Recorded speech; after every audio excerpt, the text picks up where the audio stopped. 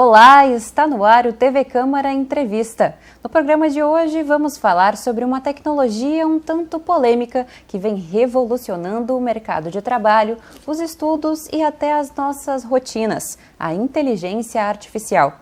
Trouxemos então 2 especialistas na área para debater os aspectos como benefícios, prejuízos e a possível regulamentação da ferramenta. Estão comigo no programa de hoje o professor Rafael Kunst, coordenador do programa de pós-graduação em computação aplicada da Unicinos, e o professor Jefferson Campos Nobre, do Instituto de Informática da URGS. Já vamos começar diretamente, então, com uma pergunta bastante ampla. Pedir para o professor Rafael nos explicar com detalhes assim, o que é exatamente essa tecnologia, a inteligência artificial. Olá, primeiro, muito obrigado pela oportunidade. Sempre um prazer conversar com o programa, né? Trazer diferentes pontos de vista, enfim, sempre muito bom. E a inteligência artificial, a meu ver, é uma tecnologia que está cada vez mais influenciando as nossas vidas, e aí em diversos aspectos, principalmente a partir do momento em que, no ano passado, ela se popularizou bastante com o surgimento do ChatGPT e depois de diversas ferramentas relacionadas com ele, né? Então, isso foi o que trouxe a inteligência artificial para a população, para, digamos assim, saiu das mãos dos especialistas somente e se tornou um ferramental que hoje em dia é fundamental para a sociedade, né? Então, popularizou no ChatGPT e nas ferramentas que vieram depois, mas a gente tem aplicações de inteligência artificial virtualmente em tudo que a gente interage hoje. Então, a gente tem assistentes virtuais já há bastante tempo para, por exemplo, auxiliarem no atendimento de call centers. A gente tem veículos autônomos cada vez mais evoluindo até chegar futuramente num ponto em que talvez eles sejam a maioria. Então, a meu ver, ela é uma tecnologia que vem para nos ajudar bastante. Tenho certeza que a gente vai falar também de desafios, mas eu sou um otimista quanto à área de inteligência artificial. Eu acho que ela vem para complementar as habilidades humanas. Não para substituir os humanos, mas para complementar as nossas habilidades, para nos trazer mais produtividade. E é claro que vem, junto com isso, diversos desafios, que eu tenho certeza, como eu falei, que a gente vai discutir aqui durante o programa. Por uma primeira fala, isso, deixar o Jefferson também falar um pouco, e aí a partir daí a gente vai conversando. Com certeza vamos desenvolver mais ao longo do nosso programa, só nesse primeiro momento, né, para dar uma contextualizada também para a nossa audiência, mas então passando a palavra para o professor Jefferson, a gente pode falar sobre como é uma ferramenta que de certa forma simula, né, a inteligência do ser humano, a capacidade de desenvolvimento de problemas. O senhor concorda? Sim, inicialmente também gostaria de agradecer pelo convite, né, sempre um prazer conversar com a TV Câmara. E também dar um olá a todos os telespectadores. Então, na verdade, como o professor Rafael comentou anteriormente, né, então é uma tecnologia que está presente no nosso cotidiano. Muitas vezes os usuários nem sequer se dão conta que estão interagindo com sistemas que se utilizam de inteligência artificial. Mas como tu falaste, Mariana, então é uma tecnologia que de alguma forma tenta simular ou apresentar características que normalmente nós entendemos que sejam características da inteligência humana, né? Então, assim, por isso esse termo, né? E ela, a inteligência artificial, então, ela possui, então, acho que é importante comentar também, interface com várias áreas do conhecimento, né? Então, eu e o professor Rafael trabalhamos com aspectos da computação, mas, obviamente, a inteligência artificial está relacionada também com, por exemplo, as ciências cognitivas, com a matemática, né, com todos os mecanismos que trabalham com o que nós chamamos de aprendizagem de máquina, e como também o professor Rafael comentou, né, nos últimos anos essa tecnologia tem ficado cada vez mais próxima, talvez, assim, de uma forma mais clara para os usuários, por exemplo, com a utilização desses sistemas como né, o ChatGPT, né, que foi comentado, que foi citado, e outros que permitem, então, a produção de texto, enfim, de informações a partir, né, de outros dados, mas de uma forma que nós entendemos que é inteligente, né, e daí retorna para o conceito, né, para usar essa expressão inteligência artificial. E de que forma, é uma dúvida que eu tive assim quando estava pesquisando sobre o assunto, de que forma que é alimentada essa inteligência? Como é que ela exatamente é criada? O ChatGPT, por exemplo, que vocês citaram, pedi para o professor Rafael explicar, se pudessem, como é que existe uma base de dados, o que é colocado ali exatamente? São informações, são códigos, são imagens? Como é que se faz para ela se tornar essa inteligência, né?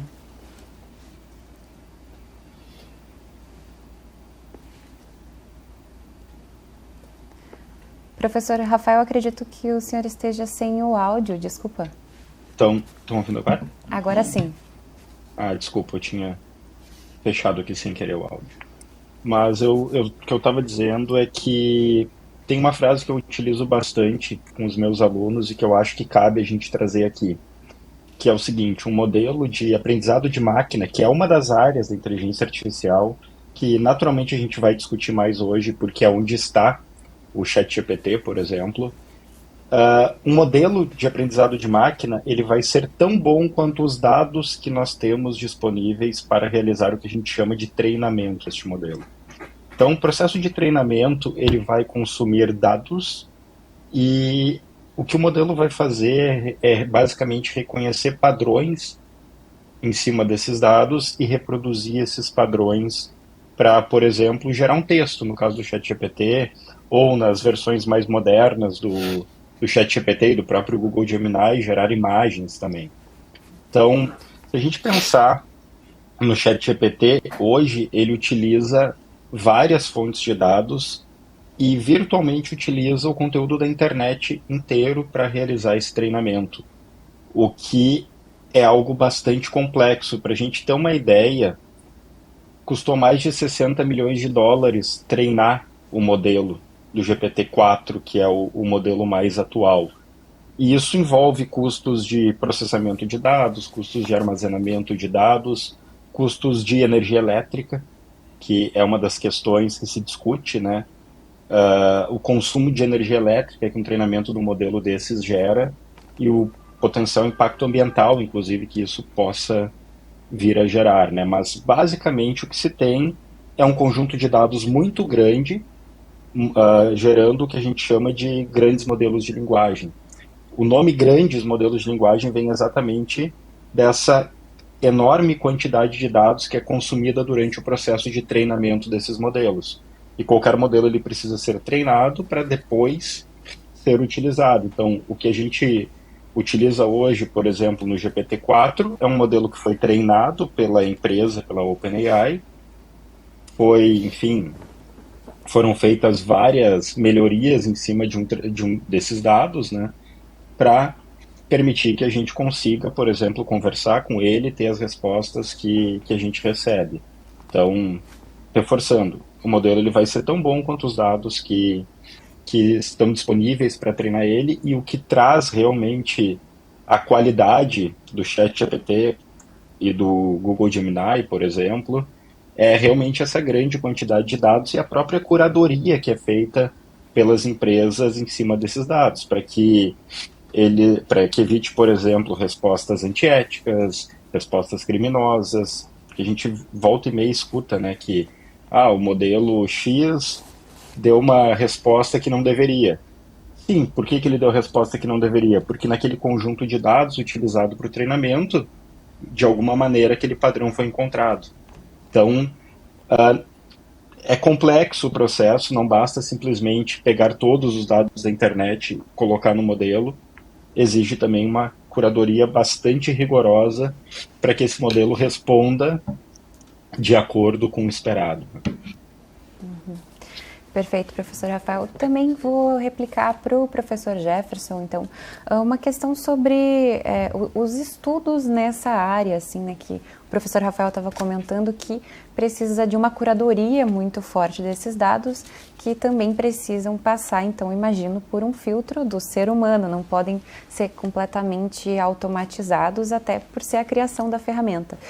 Como é que estamos hoje em dia, considerando que é uma tecnologia muito recente ainda, nessa especialização, né, das pessoas, enfim, para conseguir direcionar cada vez melhor essa tecnologia de uma forma positiva, né, e sem com os menores prejuízos, com respostas adversas?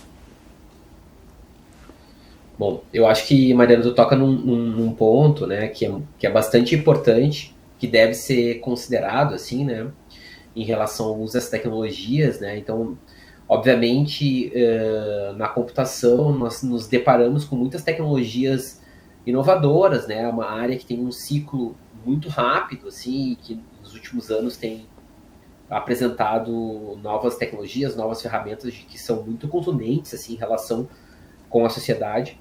Mas eu acho que é bastante importante também, pegando também o gancho que o professor Rafael comentou anteriormente, que se reforce na relação com essas tecnologias do ponto de vista de quem está desenvolvendo, né? Não só de quem está usando, mas de quem está desenvolvendo, aspectos do ponto de vista social, do ponto de vista ético, né? E também ecológico. Então, como o professor Rafael comentou, um dos aspectos que tem que ser considerados, por exemplo, nessas tecnologias, é que elas têm um custo energético que é bastante relevante. Tá? Então, do ponto de vista de tecnologias, né, que não tenham impacto, né, ou que minimizem o impacto, hoje, por exemplo, tem muitos estudos que buscam atingir, né, esses resultados que são realmente impressionantes, que nós temos, por exemplo, com o GPT-4, né, que o professor Rafael mencionou, mas se utilizando, então, de menos energia, né, diminuindo o consumo de energia, então um viés mais ecológico. E, por outro lado, também formas, né, de se procurar automatizar e evitar, então, que essas ferramentas, né, a partir, por exemplo, de uma curadoria cuidadosa dos dados e outras tecnologias que vêm sendo utilizadas, para que não se introduza nessas ferramentas, né, que não se introduzam, por exemplo, vieses que são encontrados, por exemplo, nesse material que é disponível na internet, né? Então, nós queremos que essas ferramentas elas funcionem de uma forma adequada, se relacionem de uma forma adequada com os usuários e que apresentem um comportamento que seja um comportamento ético, que evite, por exemplo, opressões a minorias, né?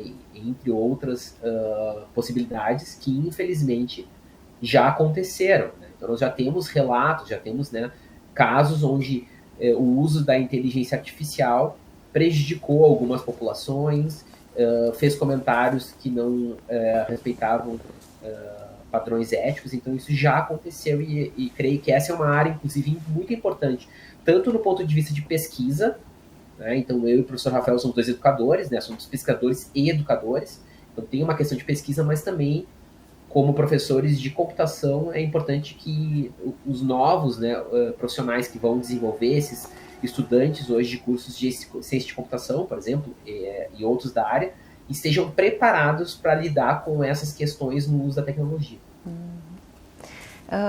Mudando um pouquinho o viés, então, da nossa conversa também agora, gostaria de voltar a retomar uma fala do professor Rafael sobre ser muito otimista com a tecnologia da inteligência artificial. Então, gostaria de entrar no aspecto dos benefícios, né, dessa tecnologia para o nosso dia a dia, para o mercado de trabalho, enfim, podemos ir destrinchando, mas, em primeiro momento, o que o senhor enxerga, assim, que essa tecnologia traz de benefícios para o ser humano? Então, diversas áreas que eu enxergo que esse benefício ou já está acontecendo ou num curto período de tempo tende a acontecer. Então, uma delas é, por exemplo, a automatização de tarefas rotineiras. Isso tem um lado positivo e tem um potencial lado negativo, que é, enfim, a questão de postos de trabalho, né, que são repetitivos e que aí sim tem o potencial de serem substituídos por uma inteligência artificial. Mas isso aumenta bastante a produtividade, olhando do ponto de vista do benefício, né? Outras questões, questões relacionadas, por exemplo, à saúde. Hoje em dia existem muitos equipamentos do nosso dia a dia que monitoram, por exemplo, os sinais vitais.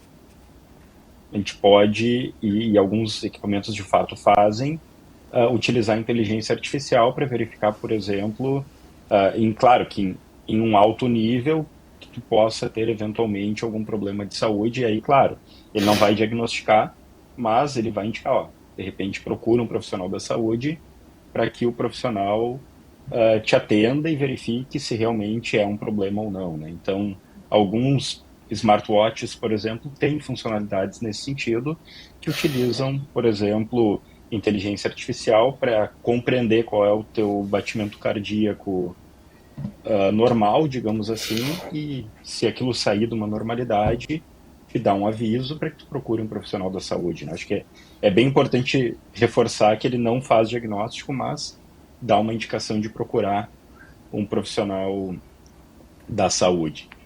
Outra questão que eu vejo com bons olhos é a questão da própria segurança. Então, tanto questões de veículos roubados, por exemplo, que a gente já tem cercamento eletrônico, né, que utiliza inteligência artificial em diversos níveis, mas também algumas questões de reconhecimento facial.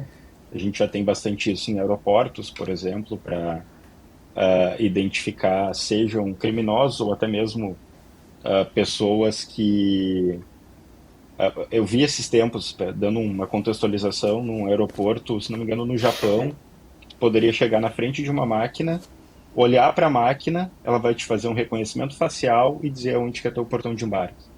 Então, são tecnologias que, às vezes, principalmente quem não é da área da inteligência artificial, muitas vezes nem percebe que tem inteligência artificial ali.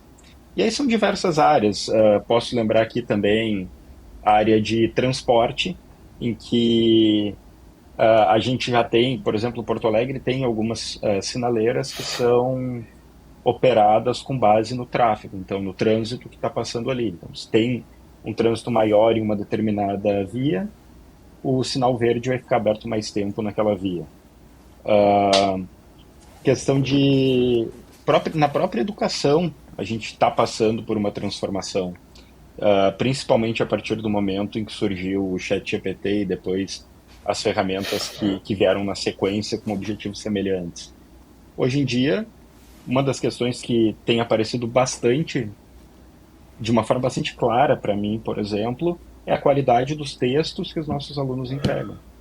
E eu não tô falando isso do ponto de vista negativo, eu estou falando do ponto de vista positivo. O fato de utilizar uma ferramenta dessas não significa que tu está realizando necessariamente um plágio. Mas pode, por exemplo, pedir para uma dessas ferramentas auxiliar na correção do teu texto. Correção do português, por exemplo, ou do inglês, se for o caso. E isso acaba melhorando a qualidade dos trabalhos, desde que o uso seja responsável. E isso é algo que eu tenho falado bastante. Falo em aula, falo em entrevistas, enfim, em palestras. A gente tem sim que utilizar essas ferramentas, não tem volta. É realidade, só que a gente precisa utilizar com responsabilidade, porque essas ferramentas erram e essas ferramentas muitas vezes não vão fazer exatamente o tipo de texto que a gente está pensando que ela vai fazer. Então tem toda uma questão de interação de quem está utilizando, que a gente chama de prompt, né? Interação com o modelo, com a ferramenta, que a gente precisa realizar. Então, eu não vou pedir uma tarefa e considerar que aquela tarefa está 100% correta, copiar e colar e dizer que aquele trabalho é meu. Não, a gente tem que usar com responsabilidade.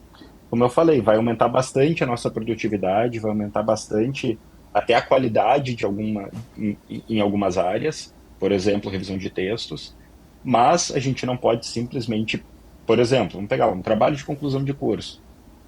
O aluno não pode simplesmente chegar lá, eu quero fazer um trabalho sobre inteligência artificial, ChatGPT, por favor, me gere uma monografia sobre inteligência artificial. Ele até vai gerar. Mas a gente não pode simplesmente pegar aquele resultado e utilizar. Um uso bem frequente que eu tenho visto é, por exemplo, um aluno está naquele momento em que ele está travado para escrever um texto. texto autoral. Uma questão que eu já utilizei algumas vezes com orientandos foi o seguinte, pede para o ChatGPT te gerar 3 versões do próximo parágrafo. Ele gera, tu lê aquilo, altera aquilo de acordo com a tua necessidade e a partir daí normalmente o texto volta a fluir. Então são usos específicos e com muita responsabilidade, e eu defendo que se utilize. Eu defendo isso bastante em sala de aula, nos trabalhos que os alunos entregam, eu defendo que utilize. Mas utilize com responsabilidade, não é terceirizar o trabalho para uma inteligência artificial. É utilizar do que a inteligência artificial tem para auxiliar a executar aquele trabalho. E isso eu estou usando o exemplo da educação, porque enfim, a área que a gente trabalha, mas isso se aplica em diversas áreas, né? A gente viu questões desafiadoras, por exemplo, logo no surgimento do ChatGPT, na área do direito, de geração de petições, por exemplo, que não estavam corretas, com jurisprudências que não existiam. O que foi aquilo? Foi um uso, eu vou usar uma palavra aqui, descuidado do ChatGPT. Gerou o texto, não revisou como deveria, por exemplo, a jurisprudência que ele indicou, e isso gerou um problema que foi identificado, enfim, e gerou, acredito até que punição para o advogado que fez isso na época. Então, eu sou totalmente a favor do uso, eu sou bem otimista, como eu falei antes, quanto ao uso dessas ferramentas, mas eu também conheço os desafios e acho que a gente tem que utilizar com bastante responsabilidade. Essa é a palavra-chave, a meu ver. Dentro desse assunto justamente da educação, faz parte do debate como justamente identificar se esse texto de um aluno foi gerado completamente pelo ChatGPT, se teve apenas um auxílio, se é autoral. Tem um pouco essa discussão assim, de que forma agora utilizar, porque antigamente, ou enfim, ainda hoje são muito utilizadas as ferramentas de identificação de plágio, mas imagino que nem sempre é possível detectar quando esse texto, enfim, é autoral mesmo, ou se teve esse auxílio do ChatGPT, que de certa forma é o próprio autor, né? Então, como que se faz para identificar esse plágio? Pode ser o professor Jefferson responder, não tinha direcionado a nenhum dos dois, mas por favor, professor Jefferson. Eu acho que eu também concordo assim, com os comentários do professor Rafael, né? Eu acho que essa é uma tecnologia que ela veio certamente para ficar e talvez assim ela nos coloque, né, como educadores assim, em uma posição de tentar repensar nossas práticas também, né? Então, obviamente, né, essas tecnologias elas dão conta de certos aspectos de produção, de texto, enfim, de outros tipos de mídia, mas claro que elas estão restritas, por exemplo, pelo menos no que nós temos hoje, assim, de mais avançado, em relação ao que já existe, né? E isso vai chegar no que tu comentaste, Mariana, essa ideia de que potencialmente tem plágios detectáveis, né? Então, em alguns casos, é possível verificar, então, que o texto foi gerado. Então, existem hoje diversas ferramentas que permitem, então, que seja feita essa detecção, né, com diferentes graus de acurácia, mas a princípio, sim, pode ser detectado, né, tanto para texto, mas eu acho que uma das aplicações também que hoje são feitas com alguma frequência, né, que nós costumamos chamar de deepfakes, né, então essas produções, por exemplo, de vídeo, de áudio, então, que são feitas com ferramentas de inteligência artificial, também potencialmente podem ser detectadas. Então, com o avanço da tecnologia, né, existe uma espécie, muitas vezes se usa a expressão uma guerra armamentística, né, então, assim, se por um lado aumenta a tecnologia na produção, então, desses artefatos, né, desse texto, desses vídeos, desses áudios, por outro lado também, a tecnologia de detecção, ela também evolui. Então, existe um tensionamento entre a evolução da produção desses conteúdos e em relação aos aspectos de detecção. Mas, né, o importante é tentar compreender isso, né, esse uso e compreender como é que essas tecnologias interagem no cotidiano de várias profissões. Então, o professor Rafael comentou, por exemplo, sobre a questão do direito, que é bastante importante, né? Na educação nós temos vários exemplos, mas essas tecnologias elas têm avançado em diversas áreas, né? Muitas vezes, mesmo nós que somos professores da área, não conseguimos entender o completo impacto que acontece em áreas específicas, né? Então, muitas vezes, eu recebo, por exemplo, relatos de algum usuário de tecnologia de uma forma que não, a priori não se tinha pensado. Então, eu entendo também isso, que é um momento de convívio, né? Hoje, o que se mostra, né, então, nas pesquisas é que o maior potencial de utilização está no uso conjunto da tecnologia da inteligência artificial com o especialista humano. Então, essa é a melhor forma de utilização hoje. Então, logo, é importante que as pessoas estejam preparadas para usar a tecnologia, saibam das suas potencialidades e das suas limitações e, eventualmente, que se possam utilizar dela de uma forma que seja adequada, que seja ética e seja responsável. Seria interessante, professor Rafael, que se houvesse, assim como o professor Jefferson comentava, de repente até nas escolas, um pequeno curso, uma inserção assim, em alguma das disciplinas, explicando as implicações éticas do uso da inteligência artificial e também ensinando como se utilizar para já criar as nossas crianças sabendo dessa maneira adequada. Mariana, excelente pergunta e eu acredito que sim, seria extremamente importante, porque a gente está criando uma geração agora que vai vivenciar esse tipo de tecnologia desde a sua concepção, né? Vai acontecer algo, fazendo uma analogia semelhante ao que aconteceu com os smartphones, né? Pego meus filhos que são pequenos, eles utilizam smartphones como se fosse natural para eles. Isso tende a acontecer com a inteligência artificial para essa geração que tá crescendo agora. Então, principalmente as questões éticas, eu acho que deveriam ser bastante abordadas, porque eu até acredito que ensinar a utilizar seja importante, mas isso tende a se tornar relativamente natural, principalmente porque essas ferramentas elas são pensadas para uma interação bastante natural com o ser humano. A gente pega um chat GPT, por exemplo, se a gente digitar uma palavra errada, faltou uma letra, por exemplo, ele vai compreender. Então, ele se adapta à nossa forma de escrita, se adapta à nossa forma de fala, porque hoje a gente também tem a possibilidade de conversar com essas ferramentas, né?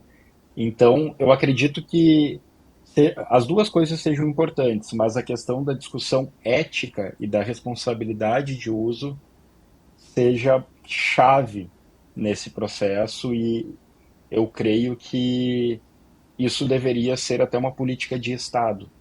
E em alguns lugares existe já essa preocupação. No Brasil está sendo discutida essa regulamentação, enfim,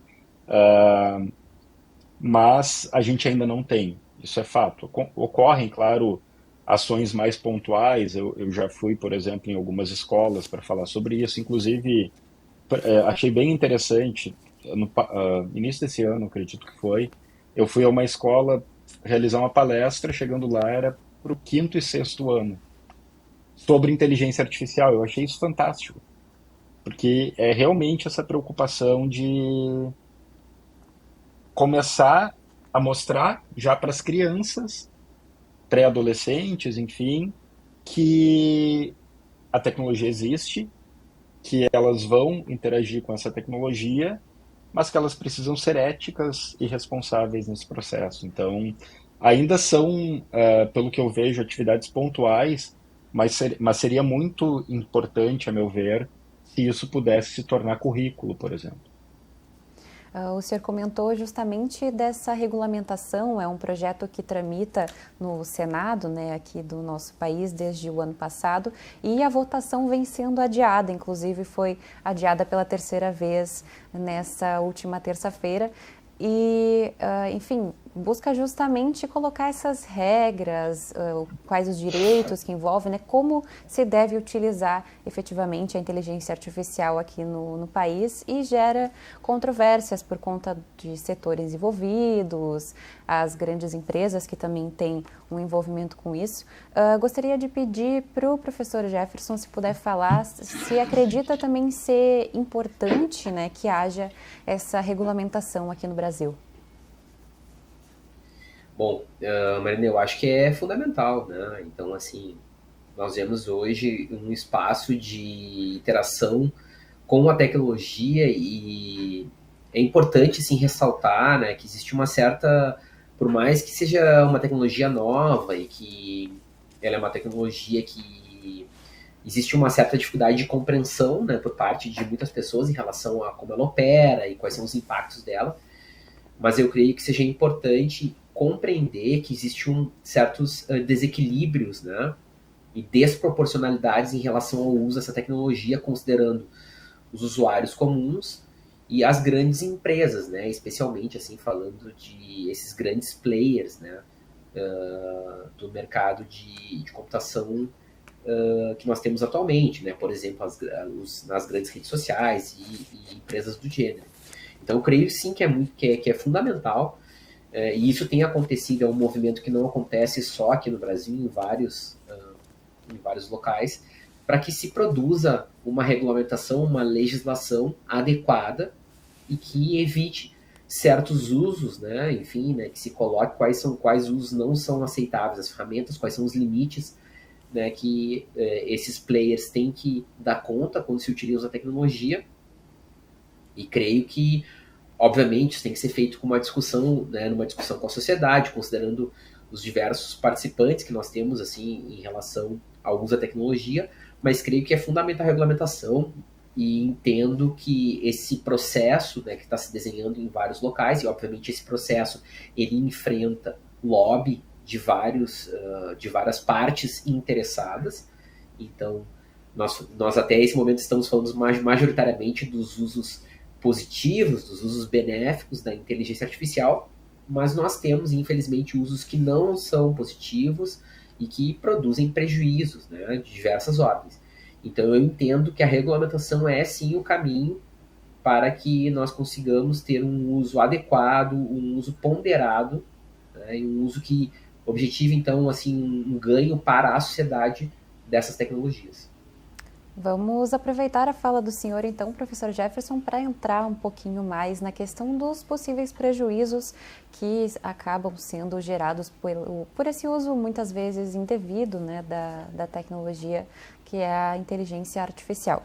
Pedi para o professor Rafael, se puder falar um pouquinho para a gente sobre esse medo que muitas pessoas vêm apresentando justamente de que essa tecnologia acabe tirando os empregos, né, gerando desemprego para as pessoas na sociedade. O senhor até comentou antes que existe isso principalmente nas funções que já são por conta própria, né, fundamentalmente mais automatizadas, não é bem a palavra, mas enfim, são bastante repetitivas, enfim. Exato. Sim, existe essa possibilidade, de fato, até certo ponto já vem acontecendo, né? De algumas substituições de postos de trabalhos mais, com tarefas mais repetitivas, enfim, e também que aí tem até um lado bastante positivo, trabalhos perigosos, né? E aí eu não falo só da inteligência artificial, falo da robótica também, que são áreas que se entrelaçam em algum ponto. Então, por exemplo, mergulhadores de alta profundidade. Perigoso o trabalho, a automação acaba suprindo isso. Tarefas repetitivas também, como eu falei, mas eu vejo como algo que não é a primeira vez que acontece na humanidade. A gente já teve revoluções industriais que acabaram gerando algo semelhante. Então, um exemplo que eu uso bastante para ilustrar é a telecomunicação. A gente tinha, antes do telefone digital, aquelas centrais telefônicas em que tinha um operador que ficava fazendo a ligação física, né, das linhas telefônicas. A partir do momento que surgiu o telefone digital, aquele posto de trabalho deixou de existir. E o que a humanidade fez? Se adaptou.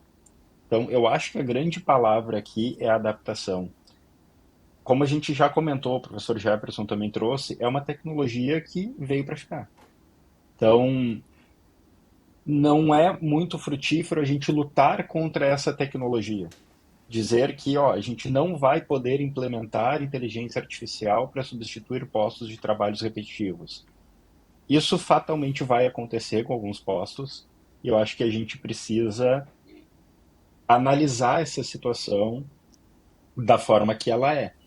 Vai acontecer em algum momento, já está acontecendo até certo nível, e a gente precisa sim pensar em formas de como que a gente vai permitir que as pessoas que estão nesses postos de trabalho se adaptem e entrem em outros postos de trabalho. Então, eu acho que a discussão vai muito nesse sentido, e aí talvez ela precise também envolver política de Estado, né?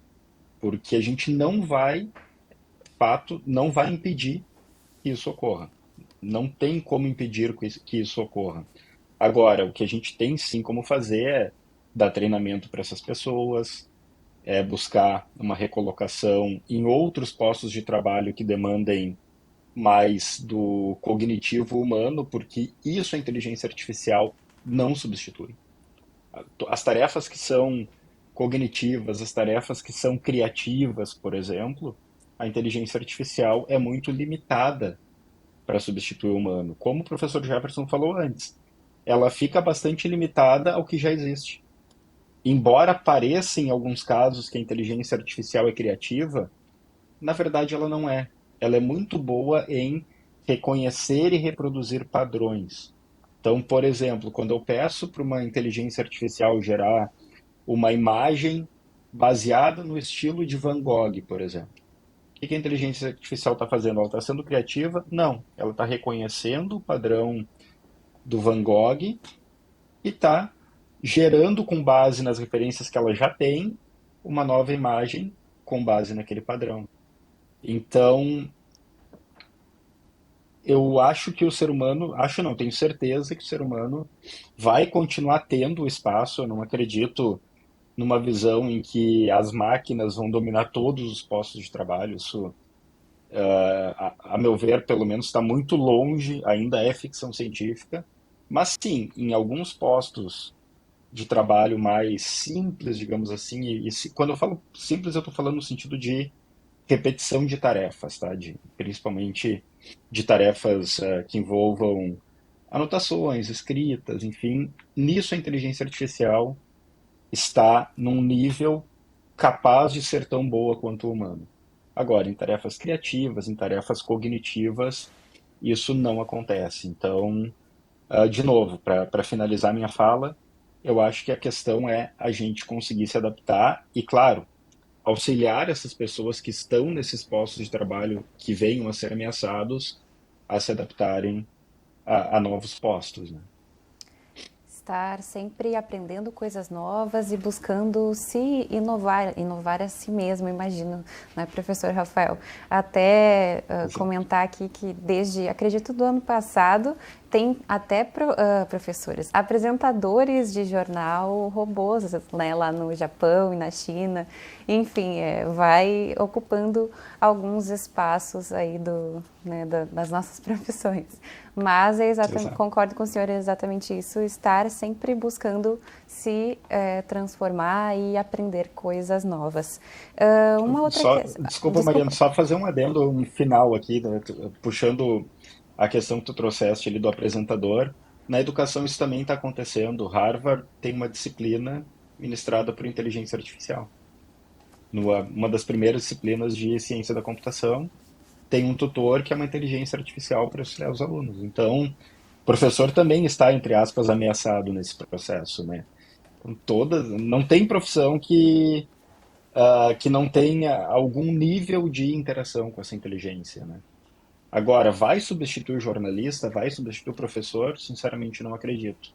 Porque tem toda a parte criativa, tem toda a parte de interação com os humanos que a inteligência artificial não consegue fazer. Desculpa ter puxado de novo, mas achei importante. Não, imagina. Tem a questão que o senhor comentava também, que acabam sendo criadas outras profissões também. Não sei se o professor Jefferson gostaria de entrar também no debate, falar um pouquinho sobre essa questão. Eu entendo que, assim, sem querer ampliar o debate, assim, também demasiadamente, mas, assim, a discussão sobre os novos postos de trabalho, né, ele é uma discussão que, assim, a fundo tem a própria relação de como, né, a organização das forças produtivas vai acontecer nos próximos tempos, né? Então, eu acho que o professor Rafael comentou anteriormente, né, que algumas dessas vagas, elas potencialmente vão migrar, né, vamos dizer assim, né, de atividades que são repetitivas para atividades que demandem mais aspectos da nossa cognição, assim, aspectos mais próximos da inteligência humana. Mas, obviamente, esse é um processo que vai acontecer com diversos tensionamentos, assim, não é um processo simples, né? Então, mesmo algumas pesquisas mostram, assim, que no momento que nós tivermos, assim, carros, né, e especialmente carros de serviço, né, caminhões, carros de aplicativo, né, esse tipo de transporte, táxis, né, que eles sejam totalmente operados por inteligência artificial, vai haver um movimento muito grande no mercado de trabalho.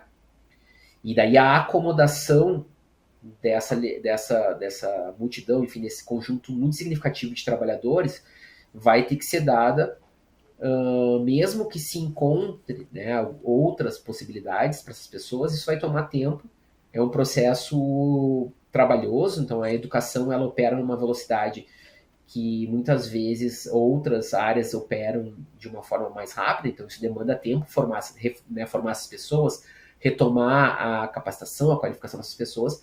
Então, também trazendo algo que o professor comentou anteriormente, né, nós temos que considerar que isso tem a ver com uma política de Estado, obviamente necessita de regulamentação, mas uma política também que promova, né, a capacitação e a educação das pessoas, considerando essas modificações na tecnologia que impactam o mercado de trabalho. Então, eu entendo que sim, muitas pessoas vão conseguir migrar, mas nós vamos ter uma dependência muito grande de um impulsionamento feito pelo Estado para que se consiga, então, dar conta, né, desse conjunto significativo de profissionais que necessariamente vai ter que migrar de área. Né? Então, isso, o professor, agora no adendo, o professor Rafael ele comentou, né? Então, obviamente, várias áreas, né, têm sentido isso, e isso acaba, né, e esse impacto ele acaba acontecendo não ao mesmo tempo em todas as áreas. Né? Então, se verificou em algumas áreas, já se verificou, e isso vai acabar acontecendo provavelmente em praticamente todas as áreas, né, do mercado de trabalho. Então, é algo que é importante, né? Tu mencionasse antes também, Mariana, sobre a questão do ensino, né, assim, sobre isso, e eu sou um partidário também da ideia que é necessário que esse tipo de tecnologia, pelo seu impacto em relação à sociedade, que ela seja trabalhada de forma bastante importante no ensino fundamental e médio. Né? Então, hoje, não dá para imaginar que somente as pessoas que estão relacionadas com os cursos de computação, que elas detenham o poder de conseguir compreender os rumos de algo que impacta toda a sociedade. Então é importante que os alunos que ainda não chegaram na graduação, né, nesse período da vida pedagógica, mas que eles já conheçam as tecnologias, tenham uma informação e especialmente entendam o impacto que essas tecnologias têm na sua vida. Tanto o impacto positivo, como o professor Kunst mencionou anteriormente, mas também o impacto negativo. Então que se tenha uma compreensão de quais são os impactos, porque serão, em última instância, essas pessoas, né, e não somente as da computação, que vão ter que protestar, vão ter que discutir, vão ter que fazer decisões em relação à escolha dos seus representantes, considerando, né, as posições frente à inteligência artificial e outras tecnologias. Professor Jefferson, gostaria de seguir com o senhor para falar um pouquinho sobre a questão especificamente da segurança, né, relacionada à inteligência artificial, assim como todos os aspectos que envolvem, né, a IA, são facas de dois gumes, tem alguns benefícios, alguns malefícios. Se o senhor puder falar primeiramente, já que a gente está um pouco tratando mais da questão dos malefícios, os prejuízos, enfim. Tem malefícios específicos para a nossa segurança, como, por exemplo, o aumento dos golpes, né, por uso dessa tecnologia, ou, enfim, uso indevido das imagens das pessoas? Bom, então, Mariana, tem, né, o que tem acontecido, né, a proliferação de diversos golpes que consideram, né, que se utilizam de ferramentas de inteligência artificial. Né? Então, muitos desses golpes são adaptações de golpes que já existiam, mas que demandavam um esforço muito grande de pessoas, né, de humanos. Então, muitos desses golpes, né, foram automatizados, né? Então, um golpe muito comum, né, o que a gente chama de phishing, que é aquele golpe onde a gente recebe uma mensagem, né, um e-mail, enfim, e que esse e-mail é falso, e dentro desse e-mail, por exemplo, a pessoa se utiliza de um link, de alguma, né, ou solicita, a mensagem solicita uma informação, e a pessoa cai, eventualmente cai nisso e clica um link que leva a um site onde há a instalação de um malware no seu computador, ou passa uma informação inadequada, uma senha, alguma coisa do tipo. Então, esses golpes normalmente são golpes relativamente simples de serem verificados, né, que se trata de uma mensagem fraudulenta.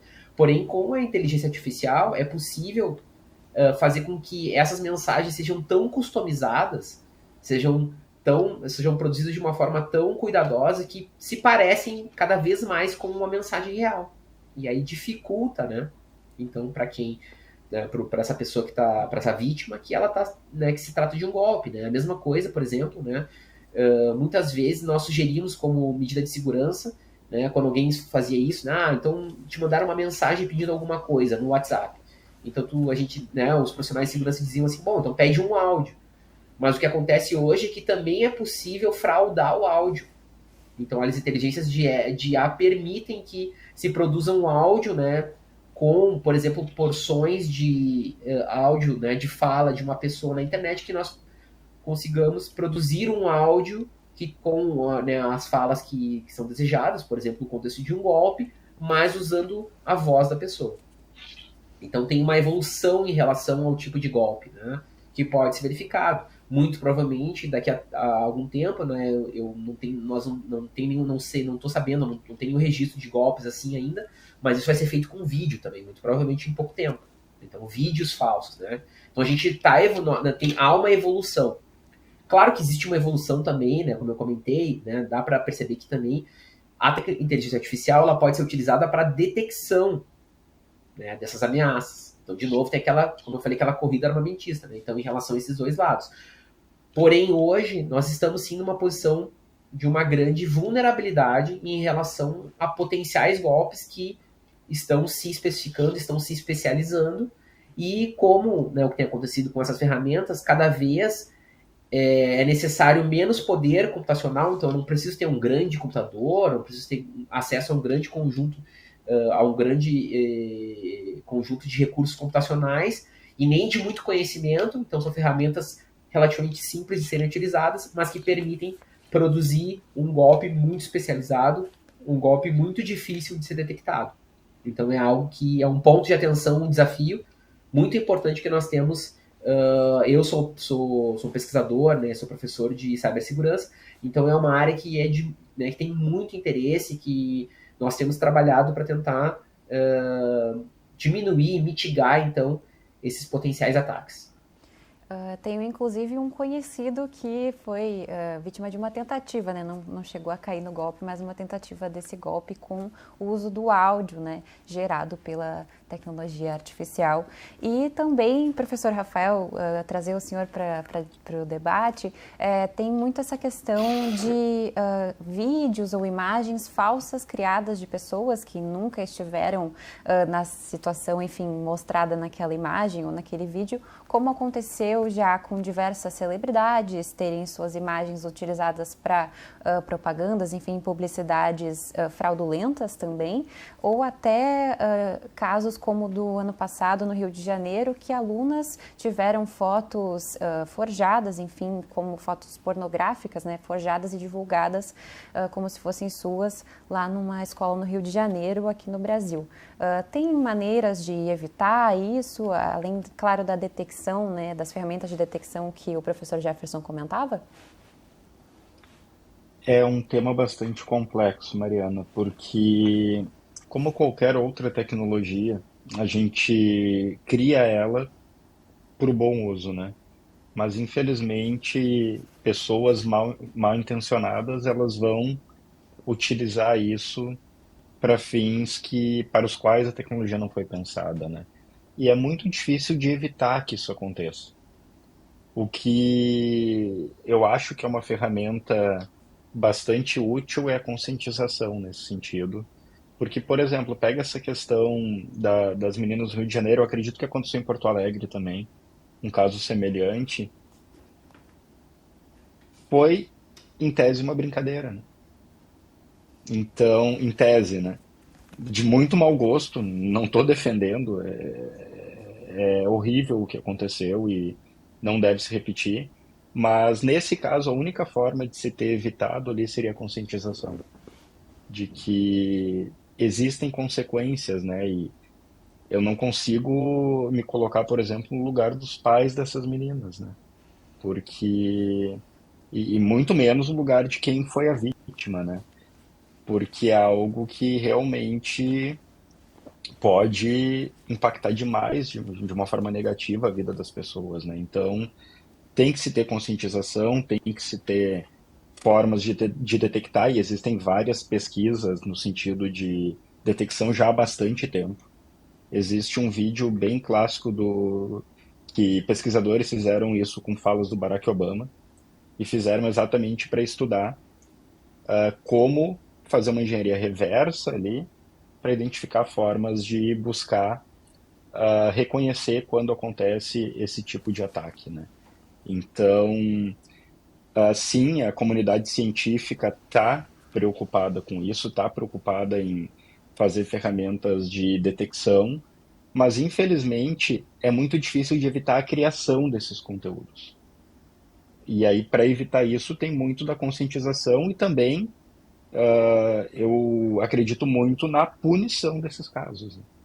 A gente precisa ter leis que punam de forma exemplar esses casos, sejam essas questões de geração de imagem, sejam os próprios golpes, né, que vocês falavam agora há pouco, né? Então, a gente precisa sim adaptar a legislação e sei que isso tem sido discutido, tem sido feito, né, para que se aplique a esse novo tipo de crime que vem surgindo a partir da tecnologia e agora está se intensificando bastante a partir da inteligência artificial. O professor Jefferson falou uma questão que eu concordo muito.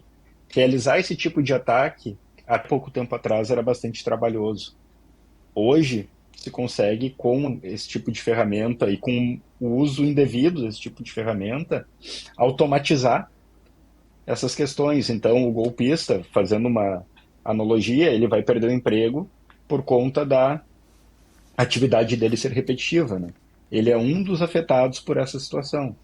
Só que, claro, né, brincadeiras à parte, o que acontece nesse caso é um aumento exponencial da tentativa de golpes, o que muito provavelmente vai aumentar a quantidade de sucessos que esses golpistas têm ao utilizar essas ferramentas de forma indevida, né? Então, é conscientização, é legislação que deveria ser forte para punir essas questões.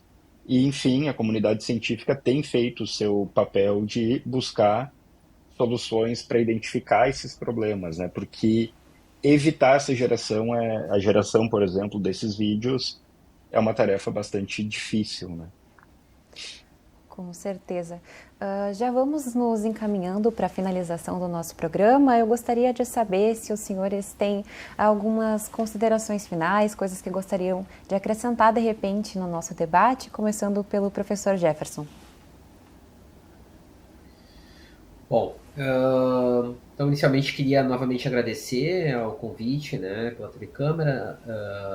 Sei que fico muito contente de participar de programas como esse, aqui, em conjunto com o professor Rafael, porque eu acho que em diversos momentos da nossa conversa, né, falamos sobre educação, né, e obviamente a educação ela não se dá somente dentro do espaço da universidade.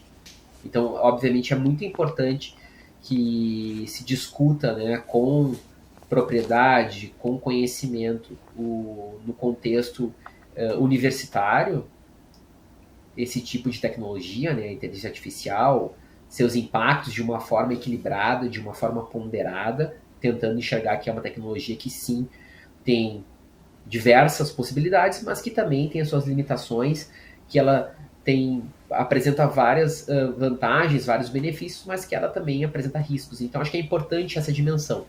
Mas eu entendo que como educadores, assim, nosso papel e como pesquisadores, nosso papel também no contexto social é disseminar as informações e esse tipo de programa, né, Mariana, eu acho que ele faz esse papel, disseminar para uma parcela da população que não esteja diretamente relacionada com computação, mas que precisa entender, né, como esse tipo de tecnologia, como, por exemplo, nesse caso específico, a inteligência artificial impacta em sua vida e como é necessário, né, então, mesmo para as pessoas que hoje não estão diretamente relacionadas com a computação, algum conhecimento sobre o tema. Então, eu creio que isso é fundamental. E entendo que esse tipo de espaço permite essa interlocução com camadas da sociedade que muitas vezes nem estão próximas do ambiente universitário. Então, eu queria deixar aqui assim uma mensagem de otimismo, né, em relação ao uso da ferramenta, mas lembrando, sim, que existem riscos associados e que a nossa missão enquanto membros, né, das entidades, enfim, né, das universidades e operadores também da tecnologia é fornecer os subsídios para que a população utilize da melhor forma possível, né, e que as regulamentações, quando forem necessárias, sejam feitas também de uma maneira a que se possibilite um bom uso, mas evitando potenciais danos à população. Nós do TV Câmara Entrevista que agradecemos a participação do senhor e também do professor Rafael, que se gostaria também de fazer alguma consideração final. Em primeiro lugar, muito obrigado, Mariana, pelo convite. Grande prazer também dividir o programa com o professor Jefferson, meu amigo e contemporâneo dos tempos de doutorado na URGS, enfim. E, na verdade, nós não conversamos antes, o Jefferson e eu, mas a gente acaba concordando em diversos pontos.